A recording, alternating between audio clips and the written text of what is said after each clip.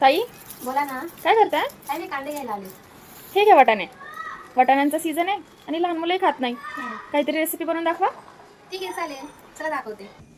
1 वाटी हरभरा डाळ, 3 वाटी मुगाची डाळ, 1 वाटी मसूर डाळ, 1 वाटी उडदाची डाळ. डाळींचं प्रमाण असं काही ठराविक नाही आहे, तुम्ही कमी जास्त केलं तरी चालेल.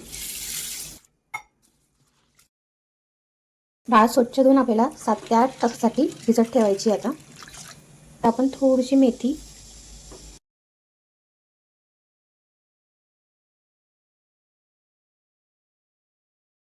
हिरवी मिरची, लसूण, या वाटाण्यांना मी थोडंसं तेल मीठ टाकून फ्राय करून घेतलेले आहे. ते आता आपल्याला मिक्सरमध्ये फिरून घ्यायचे. वाटलेले वाटाणे.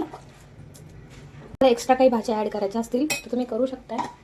एक चिरलेली कोथिंबीर, चवीनुसार मीठ, थोडासा चिमूटभर सोडा. चला आता आपले बनवून घेऊ आपण.